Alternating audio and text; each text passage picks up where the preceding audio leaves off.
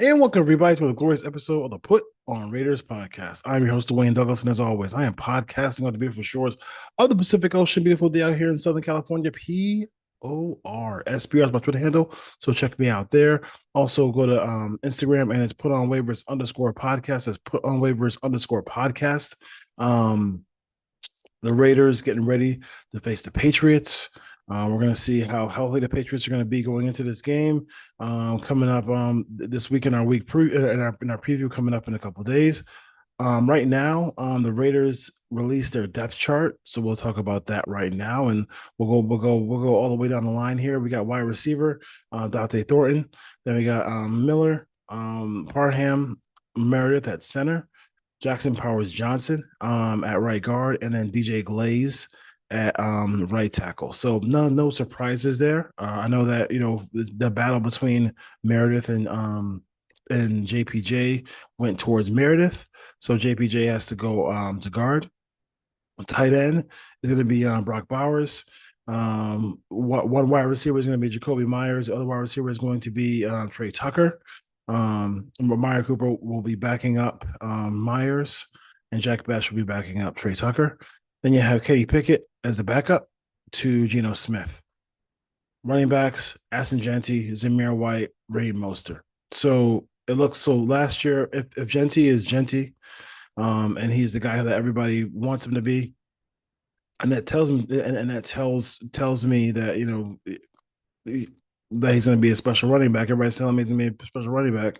Then their goal of improving their running back room was achieved because it's much better than it was last year. Last year was one of the worst running backs room I've ever seen in my life. Now, if Genty is there, you have a guy who can be special. Then you have Zamir White, who people it may surprise people that Zamir White is maybe above Raheem Mostert.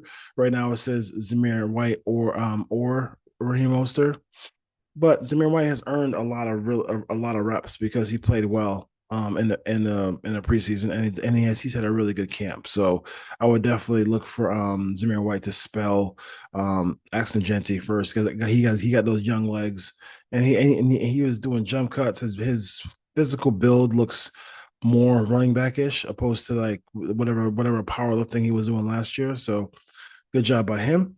On the defensive side of the ball, we got Max Crosby, Thomas Booker the fourth, Adam Butler, uh, Malcolm Kuntz, Jeremy Pratt, Roberts, and White at linebacker.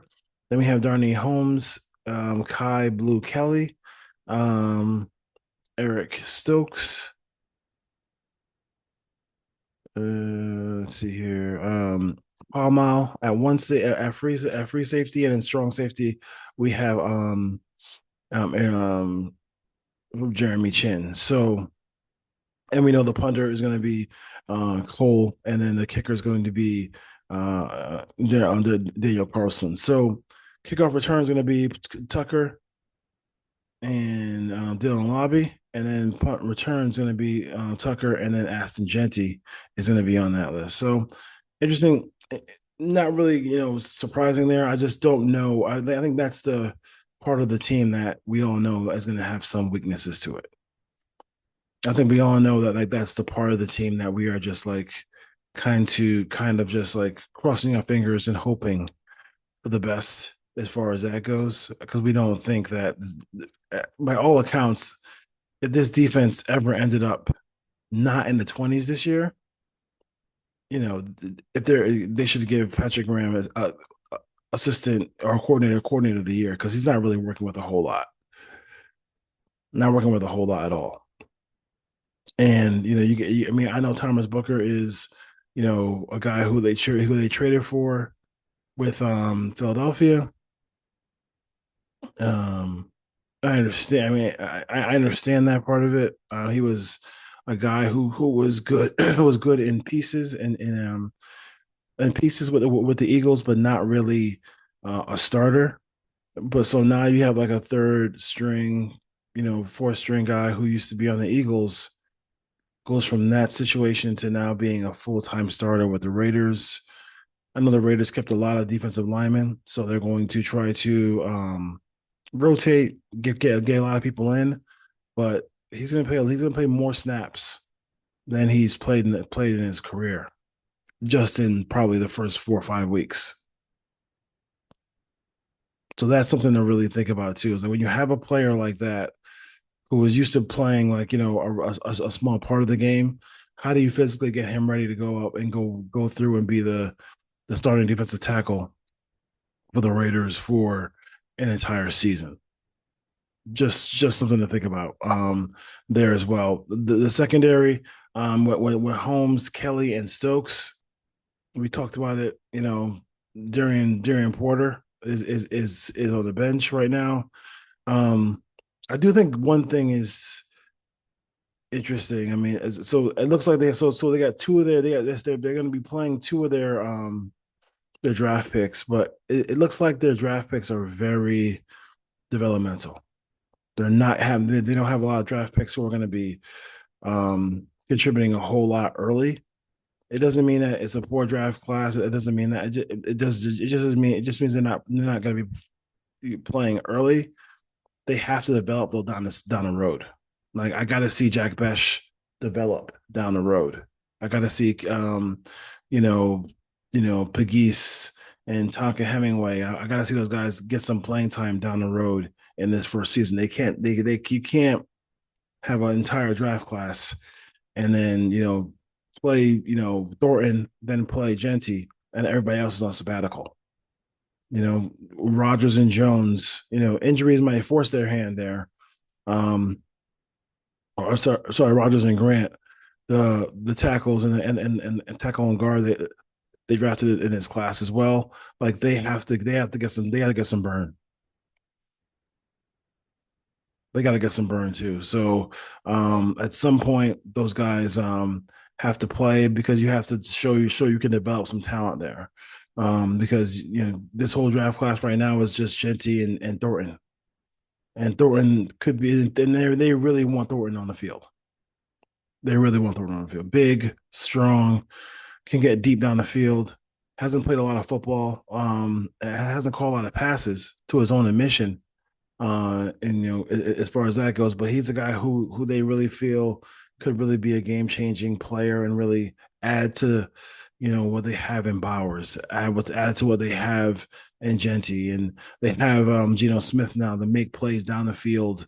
So the whole route tree is available for this offense, opposed to when they had Aiden O'Connell and company last year. So we'll see what happens with the Raiders as that goes. The biggest questions. There's a whole lot of questions about this team, but I think the biggest thing is you're going to New England. Just a small thing on the game. You're going to New England against a team that is still favored against you. So that says something about the Raiders roster and the Raiders team. But a couple of notes that Geno Smith has a way better record in domes than he does than on the road. So we'll see if that trend continues. Pete Carroll is 10-6 in openers, right? 6-0 at home. So he has struggled in or road openers. So you have that piece, and then you also have Mike Vrabel is 6-1 in openers, season openers with his work with the Titans. So that would be something to look at as well for going into this game. But the game plan, the whole thing is, when you look at these two teams, it's about running the football and stopping the run. And that Josh McDaniels is going to run the football. We saw it firsthand. As bad as a coach about a coach he was, and also as bad as a offensive coordinator as he was at times, he still was a guy who that was the best year that Josh Jacobs ever had. That was the best year he ever had. So, and also Devontae Adams had a huge year that year as well. So he can find ways to get people open. He won't give up on the run, especially with Drake May at quarterback. I mean, there's no way he's going to do that. So, and Patrick Graham does not stop the run. I mean, his teams do not usually stop the run. So we'll have to see if Patrick Graham can actually get that done this time around. He just really has struggled in that area. Um no matter where he's gone, his teams have struggled against the run. And if he does against the Patriots, I mean they're not going to stop running the football. You might see 40, 50 carries. Like he doesn't, he doesn't care. So they have to get tackles for loss and stop the run in this battle here, and then we'll see what happens as far as that goes. But the full preview for the Patriots and Raiders coming up this week. So definitely check us out there. I just want to go through the whole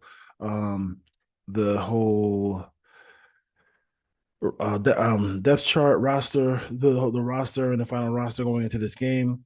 I think that obviously, I mean, there's one if there's one guy defensively, one guy offensively that they can't lose. I think obviously the number one guy on the offense would be the quarterback or Brock Bowers. They could not. The Raiders couldn't. The Raiders would not be able to recover if one of those two guys got hurt. And I think surprisingly, I'm going to say Jeremy Chin is the guy who they really can't lose defensively. I know Max is great.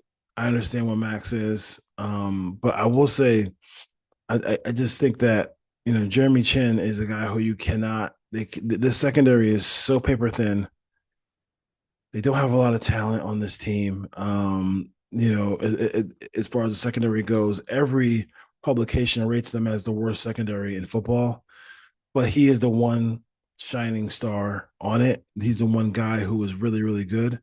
And he can do multiple things. He can play the slot. He can play, he can help on the run. It's a very, very, very experienced player who can make plays and help people, understand the defense and everything like that. They can't lose Jeremy Chin. I mean, Tristan McCullum is the backup. Like, I mean, Chris Smith the second. Like, you can't survive with those two guys back there. You just can't. You really can't. So we'll see what happens there. But the Raiders get ready for the Patriots. Ryan and I will be doing a preview coming up. You don't want to miss it. We'll go through everything with you. Take care and go Raiders. Peace.